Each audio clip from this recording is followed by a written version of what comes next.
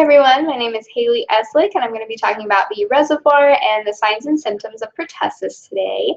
So let me go ahead and share my screen real fast. So the reservoir for pertussis is human beings, and we haven't found any insects or animals that can carry it, so humans are the only reservoir. And it's important to note that adolescents and adults don't very often actually get pertussis or show any signs or symptoms, but they're just as likely to be carriers. So there is a good chance that a young child would get it when their parent was the reservoir. So for the signs and symptoms, as best as I could, I put the signs in pink and the symptoms in blue. The first stage is going to be called the catarrhal stage. Catarrh is a word that means an inflammation of a mucous membrane, which is exactly what's going on here.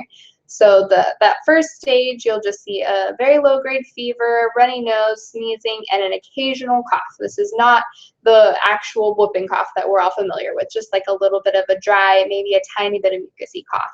So at this point, you would generally just think the child has a very mild flu or even just a cold, but this will go on for 1 to 2 weeks. So the longer they're sick and if they're continuing to get worse, then you're going to start thinking it might be pertussis. So right around that 1 to 2 week mark, it will move to the paroxysmal stage, or the second stage. And the paroxysms are what we call that, just definition whooping cough. Fortunately, I wasn't able to get the video to work while presenting, but if you just YouTube a video of whooping cough, and I would suggest you do, it is very easy to find, and it's very, very distinctive.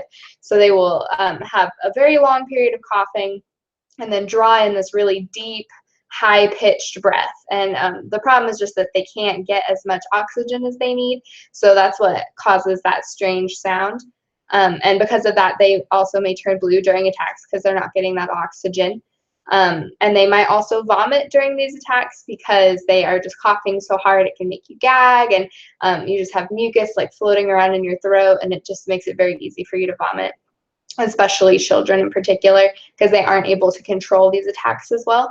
And especially with children also, they will be very distressed during this time because they can't breathe and they can't stop coughing. And over time, it can actually make your eyes and your ears start hurting just from all the pressure of the coughs. And it isn't uncommon for children to look fairly decent in between these attacks. They will, have a terrible attack and look awful.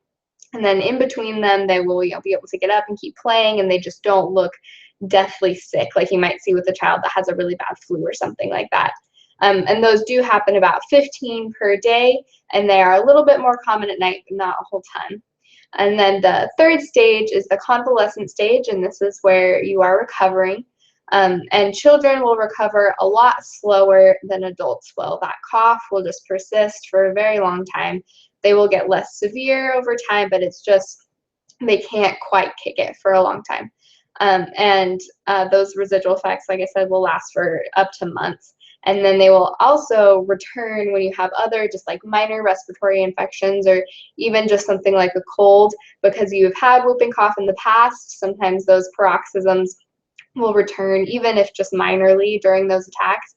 Or those attacks will occur while you're just ill with something else. So something that you might not have thought was going to be a very big deal will actually end up a lot worse.